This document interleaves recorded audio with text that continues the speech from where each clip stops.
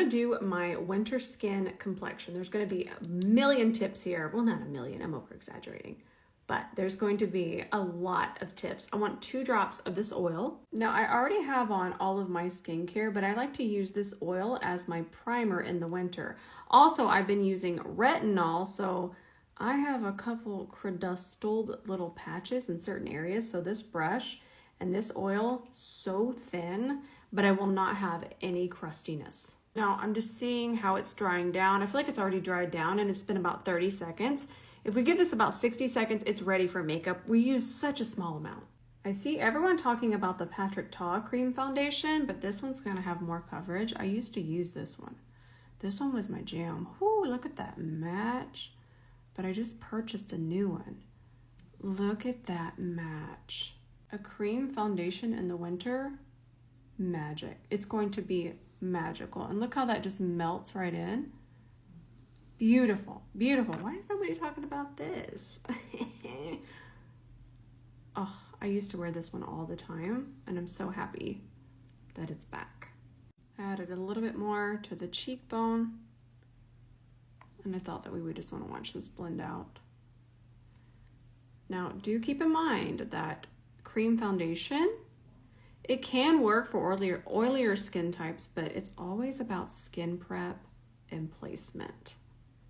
But don't be afraid of it, especially in the winter time. Now in the summer, maybe rethink it, but if you do your mattifying primer, this is going to be beautiful. Can't forget my ear. Now, if you've ever wanted to get the most even blush blend you've ever had, you're going to get a cream or a liquid. I really have been enjoying these for P. Louise, and I think I want to apply it over here. Now notice that I don't have bronzer on, and I also don't have any powder on. We're going to do our blush first. And I feel like that's going to be wildly pigmented. So I want to teach you something. This feels like too much. So what I'm going to do is I'm going to even it out and see where it goes. That might have been too much. And I'm just going to wipe it off a little bit. There we go. That should be okay. This might seem too extra, but try it. You don't need to do it every single day. Just try it. I'm just going to even that cream foundation out on my hand. This is much easier to do when you're not doing it into a phone. Now pick that up on your blush brush, and we're gonna kind of sandwich that in between, and it fills in gaps, and you get the most seamless, even, glowing blend you've ever blended. And I also like to do blush before I do bronzer, because I'm able to kind of see where I want to put the rest of that shape. Blush does a lot of shaping, and sometimes I would go overboard with my bronzer because I would do it first. So try your blush first instead. I'm really loving the P. Louise liquid bronzer. I use the shade Hazelnut Heart. So we're gonna go ahead and apply this. A little bit of this goes a long way, but I will say it's not terrifyingly pigmented.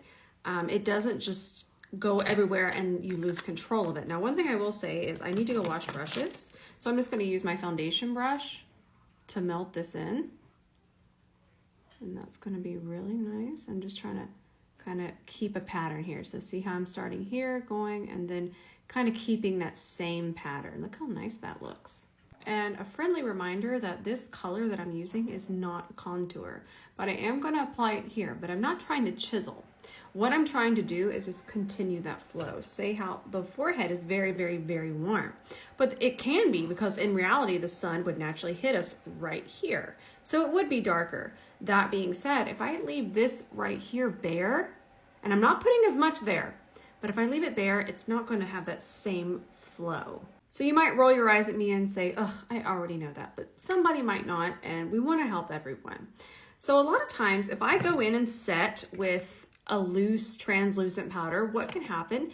It can kind of dull my bronzer. It can change the color of my bronzer. It can even make my bronzer patchy. Instead, I'm going to take the smallest amount of bronzer, and I love this one from Kiko Milano.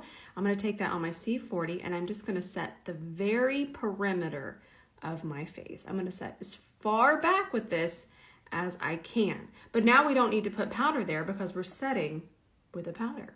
I'm going to use my One Size Ultra Pink powder, and I have it queued up here on my puff. And I think what some of us might think when it comes to a puff, we think that we're loading that powder on, and that means that we're going to have a ton of powder on our under eye. But that's the furthest thing from the truth. So I have it evened out here, and there's not that much powder on here. But what I am going to do is I'm just going to keep working back and forth, and that's going to smooth any fine lines, and it's just going to set. And now it's not going to move. But there's not a ton of powder underneath my eye. This is not baking.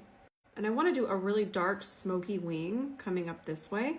So that pink is going to balance any darkness that this black wants to pull. So with the really darkness underneath here that I'm going to put, it could pull shadows, and pink is going to balance that for me. So my under eyes aren't quite as dry as the rest of my face. I don't go as heavy with my retinol underneath there. So my puff and powder is going to be fantastic. But if you have a drier patch, I recommend, and I don't want pink all over my face, so I'm going to switch to this House Labs. And I recommend a fluffier brush. That way we're not getting that intense set. But obviously you can see that we're nice and set. You can see this. Nice. Now we also want to avoid going directly on top of the bronzer, like I mentioned earlier. But if you have a drier patch, set with a brush that's similar to this. Something fluffy, but with a little bit of density, because we still need to get in there. We don't want to just fluff it on, because if we're fluffing, it's not setting. Remember that. If you're fluffing, you're not really setting. So you want something that's going to give us just a little bit of fluff. It's not quite as dense as this. And I'm really just want to focus at the center of my face. That's where I'm the driest. If your under eyes are extra dry at the moment, we could just pick up a little bit of powder, make sure it's really nice and even on our concealer brush, and we could have just done a light press. But my under eyes aren't too dry for a puff. But if you are getting a little winterized underneath here, just try that technique. Blush is always the first thing that fades, but just by going back over with the same blush brush that we used, we didn't add any more. We're just gonna brighten it up. And what's happened is we have already that one layer.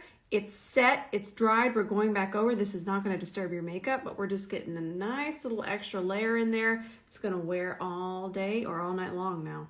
I'll finish up the lip with y'all. This is Patrick Ta lip cream, and the shade is Seductive. I like to match all of the undertones. See how this ties into that, and even over here. Now matching all of these undertones here, not necessary. It's just something I've always enjoyed doing. And I'm using a NYX lip pencil. I try to always show a close-up with back camera, and look at how nice the skin looks. I'll do a couple more of these. I think they're gonna be really helpful, and I'll do them for all skin types. If you made it to the end of this video, thank you so much for watching.